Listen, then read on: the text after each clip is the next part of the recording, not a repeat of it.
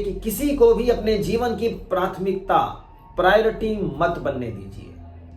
आप उनके लिए केवल एक विकल्प मात्र हो सकते हैं, केवल एक ऑप्शन हो सकते हैं। जी हाँ, कई बार हमें लगता है कि हम किसी के लिए बहुत इंपॉर्टेंट हैं। हो भी सकता है, शायद, मे बी, क्वाइट पॉसिबल, पर हर बार तो नहीं, हर किसी के लिए तो नहीं। वो कहते हैं ना कि लोग किसी के नहीं होते, अपना काम निकल जाने के बाद साइड कर देते हैं।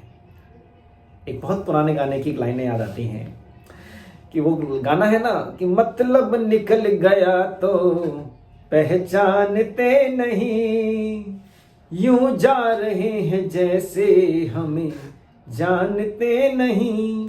1970s का ये गाना दोस्तों।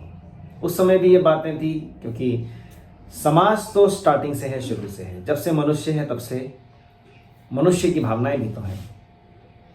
तो कई लोग इतने स्मार्ट होते हैं कि अपना काम निकलने के बाद सामने वाले को ये आभास करवा देते हैं कि भाई साहब आप हमारे लिए कुछ भी नहीं थे, और काम निकलने से पहले वो ऐसा आभास करवाते हैं कि वाह, आपके बिना कुछ है ही नहीं, आप ही तो हैं, सब कुछ आप हैं।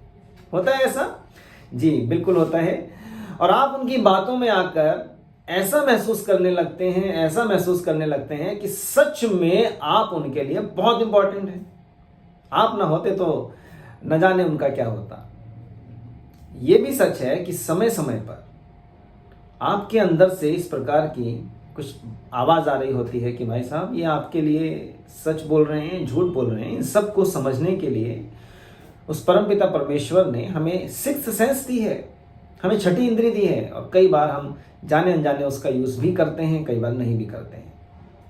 तो साथियों, जब भी आप किसी के संपर्क में आते हैं तो आपके मन से, आपके अंदर से जो आवाज आए, आप उसको जरूर सुनिए कि सामने वाला व्यक्ति आपके लिए कितना इंपॉर्टेंट है, आप उनके लिए कितने इंपॉर्टेंट हैं, वो आपके लिए सच बोल रहे हैं या नहीं, या आप केवल उनके लिए एक ऑप्शन है, एक विकल्प है।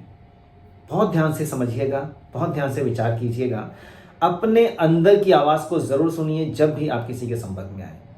आज के लिए इतना ही। फिर से मिलता हूं कुछ नई बातों के साथ, कुछ नई चीजों के साथ।